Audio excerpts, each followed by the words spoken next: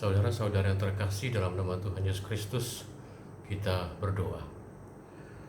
Damai sejahtera Allah yang melampaui segala akal manusia, itulah kiranya yang menguasai hati dan pikiranmu di dalam Kristus Yesus Tuhan kita. Amin.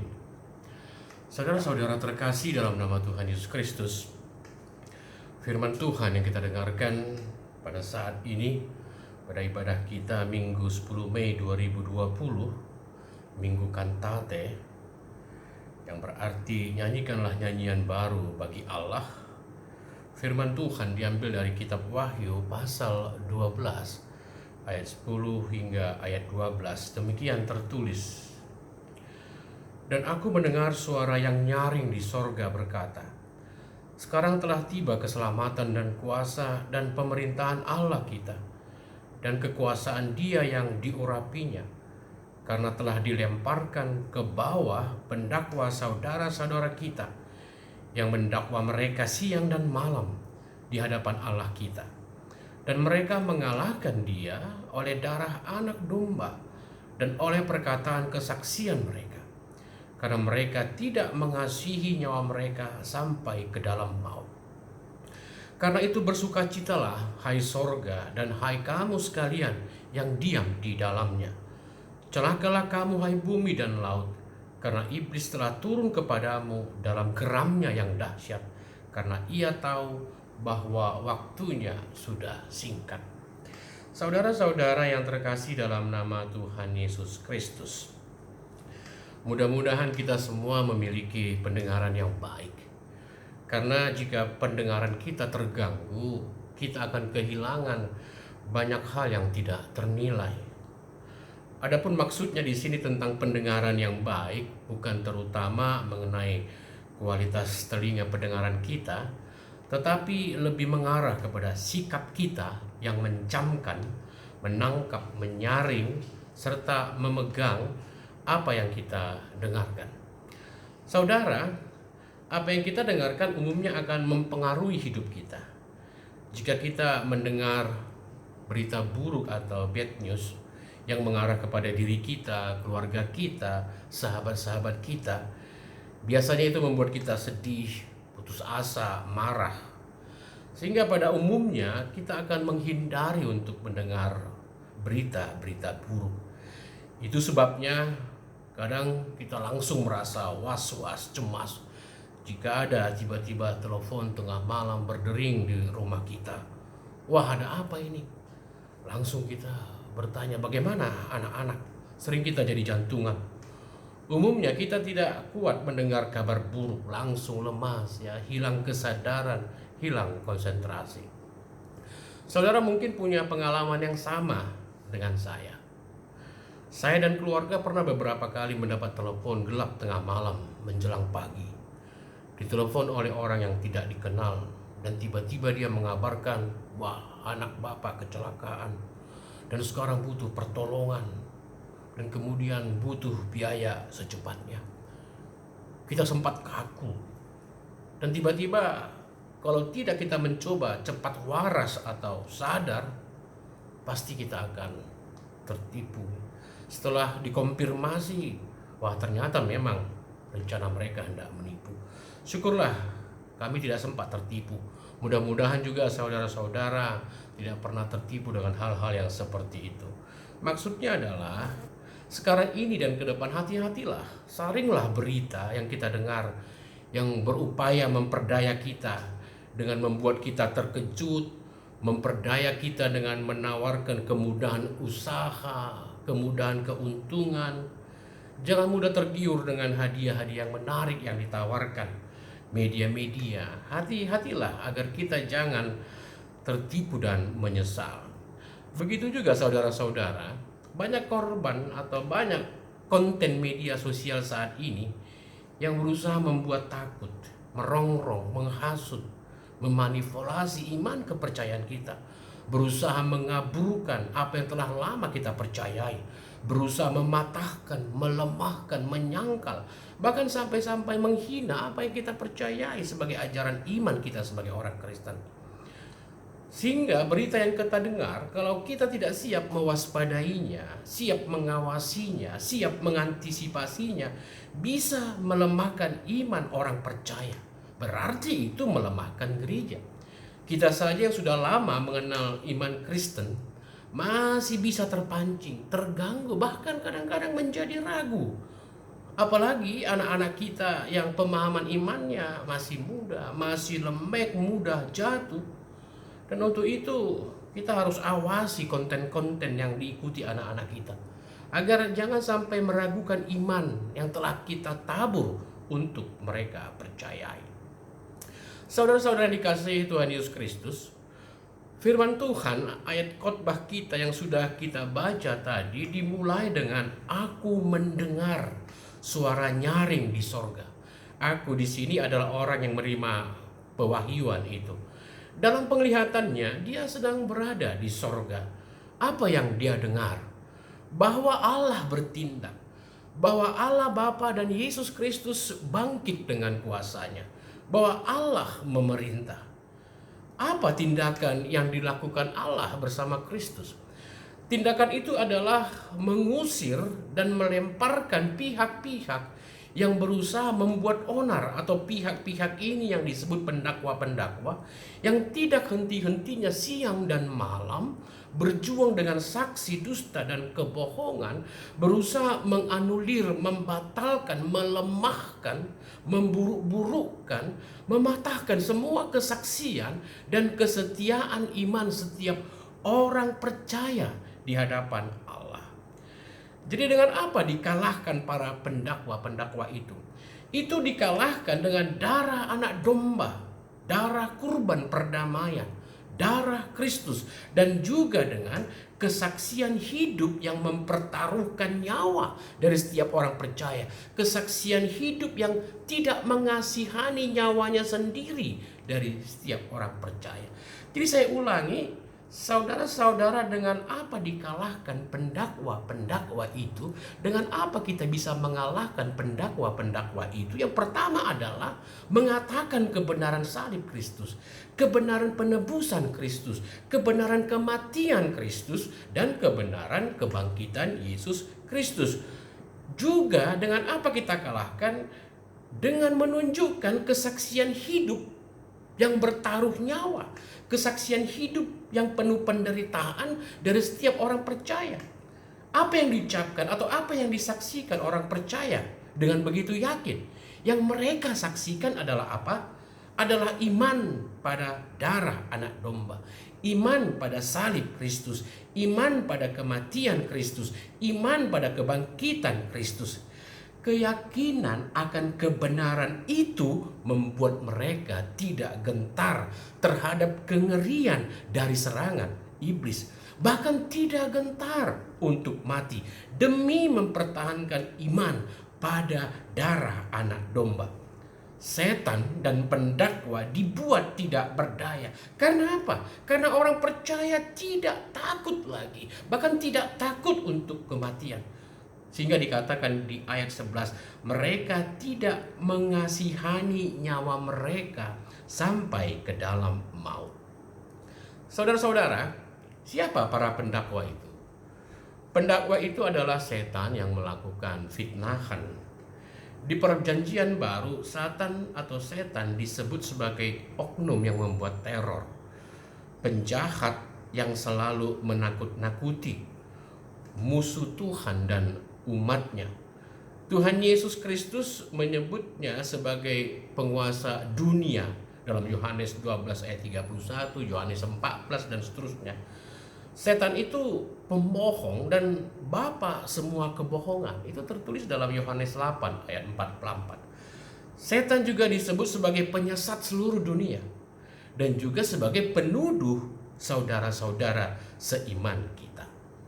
Saudara-saudara yang terkasih dalam nama Yesus Kristus, setan atau penguasa dunia atau pendakwa-pendakwa itu, itulah yang terus berusaha menghambat iman kepada Tuhan Yesus Kristus, berbuat kejam dan menindas orang percaya. Itu sudah kita lihat dalam sejarah kehidupan umat percaya yang merupakan latar belakang dari konteks turunnya kitab Wahyu ini. Saudara, kita jangan takut atau gentar kalau saya mencoba mengangkat dari sejarah gereja bagaimana pengikut-pengikut Kristus atau orang-orang percaya itu mengalami persekusi, dihukum tanpa lebih dahulu diadili oleh kaisar-kaisar Roma pada saat itu, yang pada saat itu disebut sebagai penguasa dunia. Seorang bernama Tacius, pakar sejarah berkebangsaan Roma, menuliskan tentang kekejaman dari Kaisar Nero terhadap orang-orang Kristen. Dia menuliskan demikian: untuk menghentikan rumor bahwa Nero telah membakar kota Roma, Nero berbohong dan memfitnah orang-orang Kristen sebagai pelakunya dan menuduh mereka bersalah dan menghukum mereka dengan penyiksaan yang paling menakutkan. Mereka dibunuh dengan dijadikan mangsa binatang buas. Mereka ditandingkan dengan singa, dijadikan sebagai tontonan warga kota Roma. Sebagian lagi disalibkan dan dibakar, dan menjelang malam mereka dijadikan obor untuk menerangi kota Roma. Dan penganiayaan terbesar pada orang Kristen itu dilakukan oleh Kaisar Diocletianus itu selama 10 tahun, dari tahun 303 hingga tahun 313. Seorang saksi mata bernama Eusebius menuliskan penganiayaan yang pernah terjadi di Kaisaria, di Tirus, dan di Mesir. Dan dia mencatat penganiayaan tersebut bahwa semua rumah-rumah doa diratakan dengan tanah. Kitab-kitab suci dibakar di pasar-pasar. Para pendeta dicari dan ditangkap, kemudian disiksa, dan tubuhnya dirobek-robek dimangsa binatang-binatang buas. Dan para algojo dengan pedang memenggali semua kepala orang-orang Kristen yang tertangkap pada masa itu. Eusebius melaporkan lagi, ketika dianiaya, orang-orang Kristen tetap menyanyi dan memuji Tuhan. Dan mereka tetap memanjatkan syukur kepada Allah dengan berani sampai nyawa mereka berakhir. Salah satu yang mati martir pada saat itu adalah sahabat Eusebius sendiri yang bernama Pampilus. Eusebius juga mencatat bagaimana Polikarp atau Polikarpus, pemimpin jemaat Smyrna, mati syahid, berani dibakar hidup-hidup, meskipun berkali-kali dibujuk untuk mengkhianati Yesus Kristus agar dia tidak dibunuh dan dilepaskan. Tetapi Polikarpus tidak bergeming. Ia tidak mau mengkhianati Tuhannya. Polikarpus menegaskan, 80 tahun aku telah melayaninya, dan ia tidak pernah berbuat salah kepadaku. Bagaimana mungkin aku dapat menghujat rajaku dan juru selamatku? Saudara-saudara, penganiayaan selama 10 tahun itu dari Kaisar Diocletianus akhirnya berakhir setelah Kaisar Konstantin Agung datang menggantikannya, dan kemudian Kaisar Konstantin memutuskan untuk meyakini ajaran iman Kristen. Saudara-saudara yang terkasih dalam nama Yesus Kristus, itu telah lama terjadi. Tetapi iblis tetap tidak pernah berhenti mendakwa pengikut-pengikut Kristus. Bahkan sekarang muncul lagi dengan taring yang lebih tajam, ya, dengan kedahsyatan dan kegeraman yang lebih besar. Karena apa? Karena seperti yang tertulis dalam ayat 12 dikatakan, karena setan dan para pendakwa berpikir waktu mereka sudah sangat singkat. Saat ini usaha para pendakwa itu apa? Itu bisa kita lihat begitu dahsyat dan bertubi-tubi di segala arah. Mengapa saya katakan bertubi-tubi? Coba Anda lihat sekarang konten media sosial, internet, media informasi. Di sana begitu vulgar, begitu kasar, begitu mencaci, langsung ke sasaran, begitu menghina, tidak menghormati perasaan orang lain, bahkan ada yang menebar ancaman. Begitu juga kita lihat bagaimana cara media yang mengekspos ke publik orang-orang yang beralih agama dan menyambut mereka seperti pahlawan perang yang datang dengan kemenangan yang gilang gemilang, dielu-elukan. Setelah itu esoknya pahlawan itu langsung dengan lantang mengatakan iman orang lain salah, tidak masuk akal. dan lain-lain. Ribuan, bahkan puluhan ribu konten seperti itu bisa kita lihat sekarang di gadget atau di perangkat seluler. Saudara, apa yang dilakukan setan atau para pendakwa itu saat ini kepada pengikut-pengikut Kristus? Banyak kita lihat sekarang upaya-upaya kelompok yang mengkritik dan mendebat inti iman kepercayaan kita. Mendakwa bahwa apa yang kita percaya itu salah dan tidak masuk akal. Mereka mengatakan apa? Yesus itu bukan Tuhan. Yesus itu hanya nabi. Tidak mungkin Tuhan menjadi manusia. Tuhan Yesus tidak mati. Tuhan Yesus tidak bangkit. Ada lagi yang mengatakan kepercayaan Kristen itu bukan monoteis. Tuhan orang Kristen itu 3. Apalagi, apa itu ajaran Trinitatis? Allah orang Kristen itu Trinitatis. Trinitatis itu adalah ajaran atau buatan manusia. Saudara-saudara yang dikasihi Tuhan, jangan ragu dengan kebenaran ajaran iman Kristen yang saudara yakini. Ajaran iman kita dibangun di atas dasar yang kokoh, bukan dibangun di atas klaim-klaim murahan tanpa bukti. Ajaran iman Kristen sudah berabad-abad dikritik, didebat, coba diadili, dipertanyakan kebenarannya. Ajaran iman Kristen sudah berabad-abad diterjang badai, angin topan, tetapi tidak goyah sedikit pun, apalagi rubuh. Karena apa?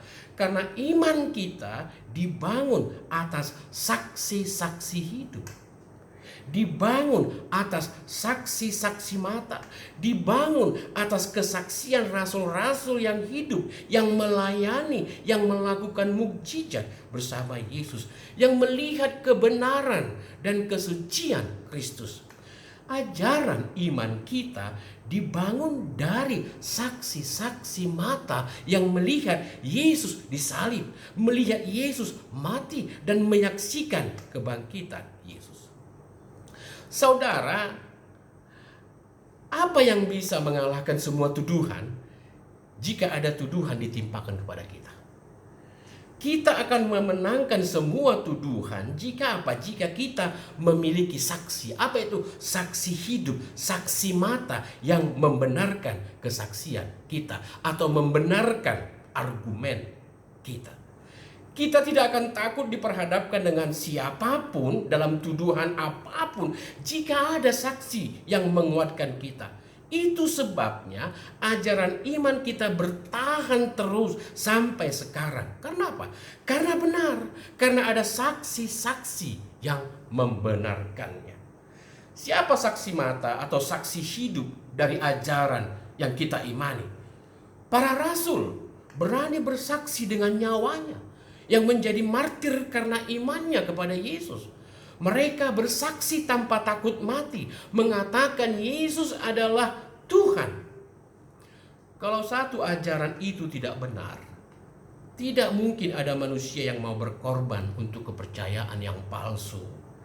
Jika suatu berita disampaikan tanpa saksi mata, tanpa saksi hidup, saudara-saudara, itu dongeng.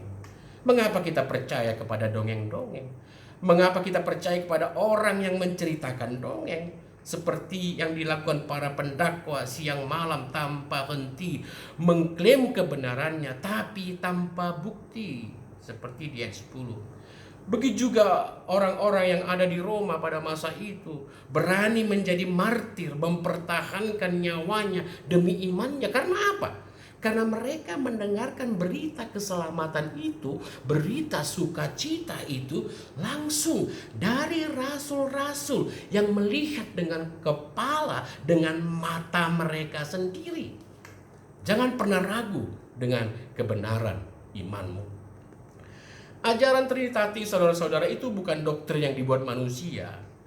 Ajaran itu lahir dari pengalaman, iman, saksi-saksi mata Yesus Kristus.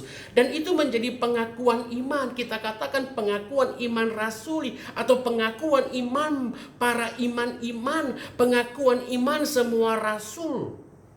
Para rasul menyembah Yesus sebagai Tuhan, sebagai anak tunggal Allah. Karena apa? Karena mereka tidak bisa menyangkal kuasa, kebenaran, kebaikan, kesucian, kemuliaan yang mereka lihat melekat dalam diri Yesus.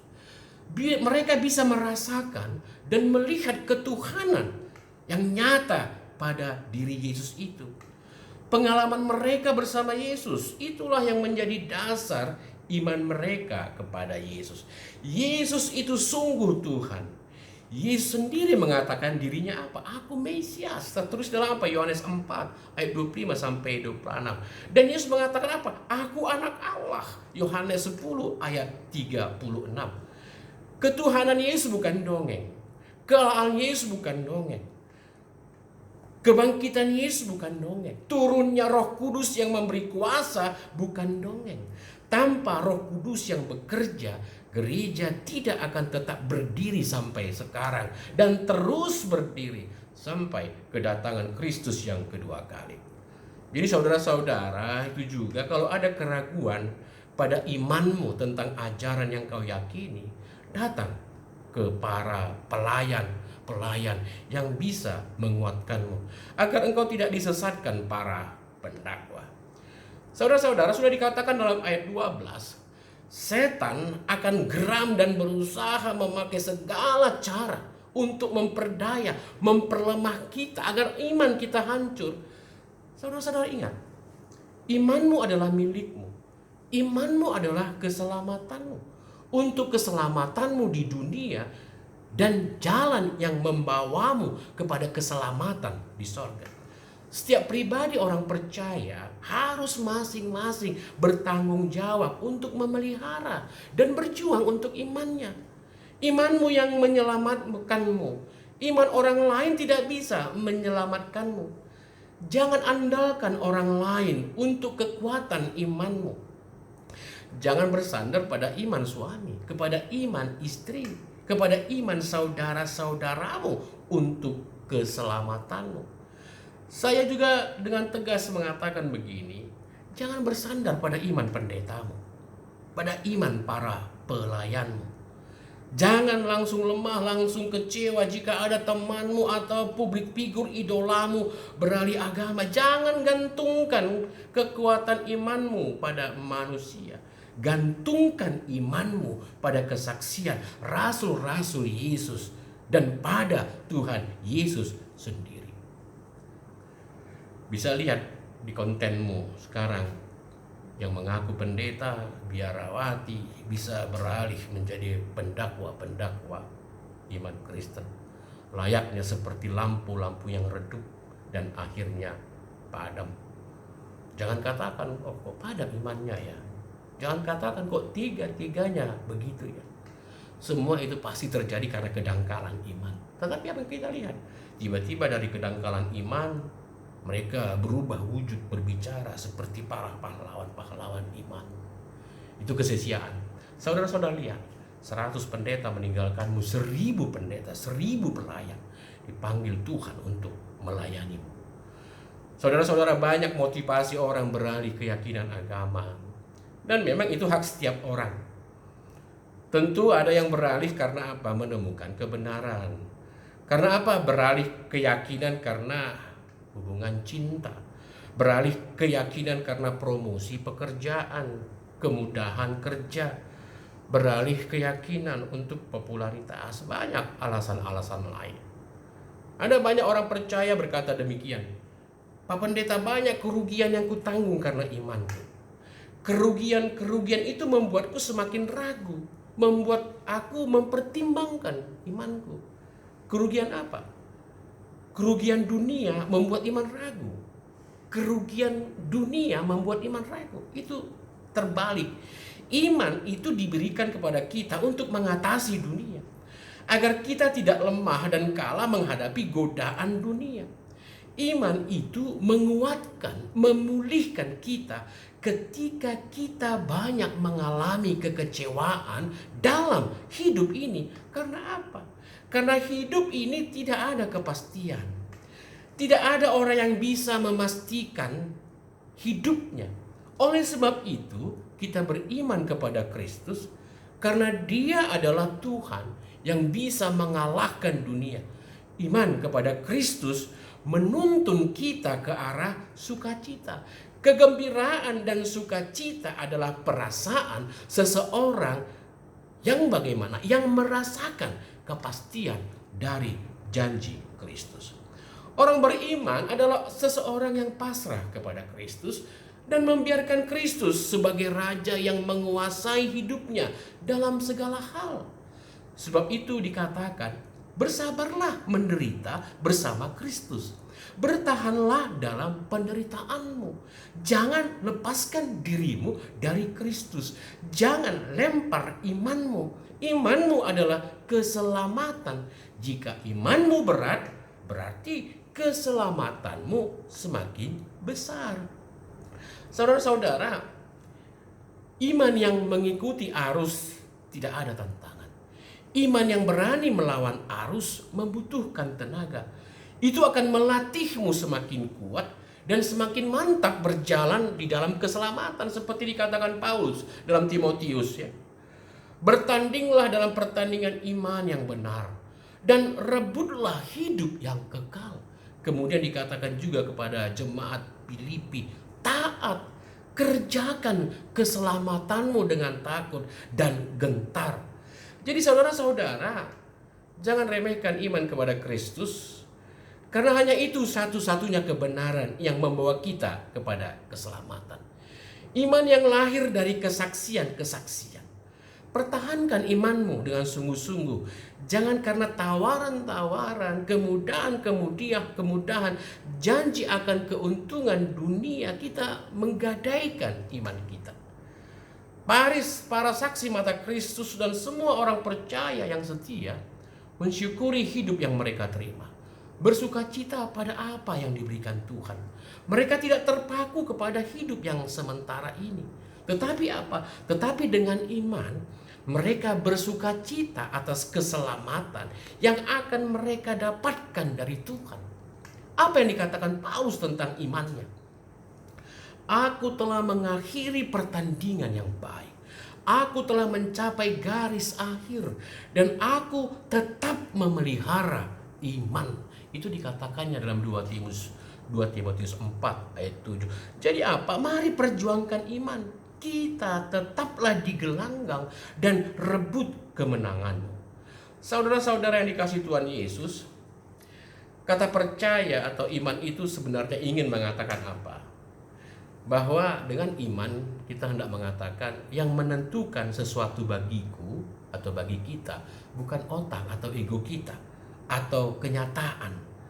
Iman adalah setia kepada janji, taat kepada janji, percaya kepada janji Injil. Pada iman yang kuat, di situ pasti ada keberanian seperti dikatakan Paulus ya kepada Timotius. Sebab Allah memberikan kepada kita bukan roh ketakutan, melainkan roh yang membangkitkan kekuatan, kasih dan ketertiban. Itu tertulis dalam 2 Timotius 1 ayat 7. Dan juga dikatakan oleh Daud, Tuhan adalah terangku dan keselamatanku. Kepada siapa aku takut? Terhadap siapa aku gentar? Mazmur 27 ayat 1. Juga dikatakan dalam kitab Ibrani 13 ayat 6 begini, Tuhan adalah penolongku, aku tidak akan takut apa yang dapat dilakukan manusia terhadap aku. Orang yang beriman teguh pasti mempunyai mental pahlawan, berani berjuang, berani martir demi keyakinan yang benar. Kesaksian hidup yang tidak mengasihi nyawa dari orang-orang percaya adalah salah satu kekuatan yang mengalahkan setan dan para pendakwa. Saudara-saudara, setiap cerita-cerita tentang kepahlawanan atau tentang kesetiaan pasti itu menggugah ya, pasti itu menjadi menginspirasi setiap orang yang mendengarnya. Misalnya orang yang setia mempertahankan keluarga walau banyak goncangan, pasti menggugah pikiran, perasaan dan memberikan semangat bagi orang-orang yang mendengarnya. Kesetiaan Rut kepada mertuanya Naomi dalam ketidakpastian melahirkan lagu yang indah tentang kesetiaan, menginspirasi semua orang untuk mendengarnya. Kesetiaan Ayub pada Allah dalam penderitaannya yang akhirnya menempatkan Ayub menjadi tokoh hikmat, dan itu memberi semangat hidup bagi beribu-ribu orang. Kesetiaan Bunda Teresia yang menolong orang miskin, menempatkan dia menjadi santa, dan itu mengilhami jutaan orang untuk bersedia menolong orang lain. Semua kesaksian-kesaksian hidup yang hebat, kesaksian dari pahlawan-pahlawan dunia yang berhasil mengalahkan setan tadi, atau yang mereka imani dan yang mereka sembah, adalah juga Allah, Tuhan yang sama yang kita sembah. Jadi jangan ragu-ragu dengan imanmu. Tuhan Yesus mau apa? Agar dengan iman itu juga kita bisa menginspirasi. Pertama, menginspirasi saudara-saudara seiman. Ingatlah, kesetiaanmu merawat imanmu itu pasti menguatkan atau merawat iman saudaramu. Sukacitamu pasti akan mengalir kepada saudara-saudara seimanmu. Jika imanmu tidak pernah kendor, itu akan membuat iman saudaramu juga tidak pernah hilang. Makanya kadang-kadang agak aneh ya saudara-saudara, kok akhir ini banyak pendeta yang murtad ya, jadi merusak kos kependetaan. Memang ada saja teman pendeta yang mungkin sedikit berlelucon. Pak pendeta mau khotbah di sebelah. Wah, kenapa? Fasilitasnya lebih lengkap ya, masa depan lebih terjamin. Kadang-kadang saya juga sebagai pendeta bertanya-tanya, apakah iman jemaat lebih kuat? Apakah iman jemaat lebih tahan uji dari iman saya? Semua itu membuat saya menjadi teringat kepada ilustrasi seorang pengkhotbah ya, tentang seorang bapak pemukul lonceng gereja yang setiap minggu tugasnya memukul lonceng gereja, mengundang orang untuk datang beribadah, mengundang jemaat untuk datang beribadah. Tapi ada seorang bapak melihat bahwa pemukul lonceng ini tidak pernah ikut dalam ibadah. Lalu jemaat itu bertanya kepada pemukul lonceng itu, Bapak setiap saat, setiap minggu memukul lonceng bagi kita mengundang ibadah, tetapi kenapa Bapak tidak ikut beribadah? Ternyata pemukul lonceng itu menjawab, saya nggak dengar suara lonceng. Ternyata saudara-saudara, akibat dia seringnya memukul lonceng itu, telinganya menjadi tuli. Mungkin begitu juga, bahwa mungkin karena terlalu seringnya para pendeta, pelayan, atau penatua, atau siapapun membicarakan, mengatakan firman Tuhan, ternyata akhirnya dia pun menjadi tertutup dengan firman Tuhan itu. Saudara-saudara, ini adalah introspeksi bagi diri saya sendiri. Ini adalah introspeksi bagi diri saya sendiri. Saudara-saudara, mari kita memenangkan iman. Jangan pernah kalah. Kalau kita menang sekali, itu akan memicu kemenangan selanjutnya. Semakin kita menang, semakin banyak orang yang kita menangkan. Karena itu jangan takut. Jangan takut berperang.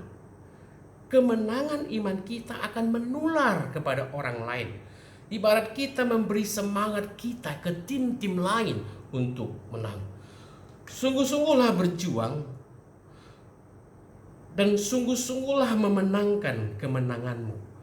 Kemenangan kita dalam iman itu akan menginspirasi orang untuk menang dalam imannya. Paulus berkata dalam Roma 8 ayat 37, katanya gini, kita lebih dari orang menang. Kenapa lebih dari orang yang menang? Sebab barang siapa yang menang akan memperoleh semuanya, akan menjadi, aku menjadi Allahnya dan ia menjadi anakku. Itulah yang ditulis dalam Wahyu 21 ayat 7, bahwa barang siapa yang menang, dia akan memperoleh semuanya. Aku akan menjadi Allahnya dan dia menjadi anakku. Artinya apa? Segala hal kita miliki dan kita juga dimiliki oleh Allah. Itulah lebih dari sekedar menang. Saudara-saudara yang terkasih dalam nama Tuhan Yesus Kristus, suara yang nyaring yang kita dengar dari sorga Itu adalah suara nyanyian baru bagi Tuhan. Nyanyian itu bukan penghiburan bagi orang-orang percaya yang telah menang di sorga. Tetapi nyanyian itu adalah suatu penghiburan dari sorga kepada kita yang masih berjuang dengan cara kita yang terbaik. Kita yang berjuang dengan berani menghadapi derita. Kita yang berjuang mempertahankan iman kita dari para setan dan pendakwa. Nyanyian itu adalah kekuatan dari sorga bagi kita yang di bumi ini. Agar apa? Agar tetap teguh percaya kepada janji kemenangan yang akan kita terima. Amin, kita berdoa. Kembali kami bersyukur kepada-Mu Tuhan pada saat ini. Ajar kami untuk setia, bertahan dalam segala hal. Kami tahu banyak rongrongan, banyak hinaan, banyak ancaman, banyak kerugian yang kami alami sebagai orang percaya. Tapi kami telah mendengar bahwa semua itu adalah rencana setan, rencana pendakwa-pendakwa yang berusaha mengalahkan keyakinan kami kepada Kristus Yesus, Tuhan dan Juru Selamat kami. Ya Tuhan, kami tahu iman kami adalah iman yang benar, karena dibangun di atas dasar-dasar kesaksian-kesaksian hidup dan saksi-saksi mata para rasul kami. Iman kami adalah sungguh-sungguh terjadi, dan itu yang membuat semua orang percaya berani memegangnya walaupun mereka menghadapi banyak tantangan, bahkan harus mempertaruhkan nyawa mereka sendiri. Pimpin kami Tuhan, kuatkan kami Tuhan. Kami tahu kuasa darah-Mu pasti senantiasa akan melindungi kami, dan kami siap memenangkan segala pertarungan iman kami yang kami hadapi dalam kehidupan kami sehari-hari. Kuatkan kami Tuhan, teguhkan kami. Jangan biarkan iman kami lemah, karena banyak orang-orang di sekitar kami beralih keyakinannya dan menyalahkan keyakinan kami. Kami tahu Tuhan, itu semua adalah cara-cara para pendakwa yang melemahkan kami. Kami mau agar Tuhan senantiasa menyertai kami. Begitu juga Tuhan, ketika kehidupan kami berhadapan dengan banyak masalah pada saat ini, kami yakin kuasa Tuhan akan beserta dengan kami. Tuhan telah mengalahkan dunia, dan Tuhan pasti akan menemani kami, mengantar kami kepada hidup yang lebih baik, kepada kehidupan yang baik di masa depan. Kepada-Mu kami serahkan hidup kami Bapa. Biarlah kami bersama-sama dengan Kau berjalan menghadapi semua dakwaan-dakwaan dan hasutan setan yang senantiasa hendak menghancurkan iman kami. Terpujilah nama-Mu kekal selama-lamanya. Terima kasih Bapa, dalam Kristus Yesus dengarkan doa kami. Amin.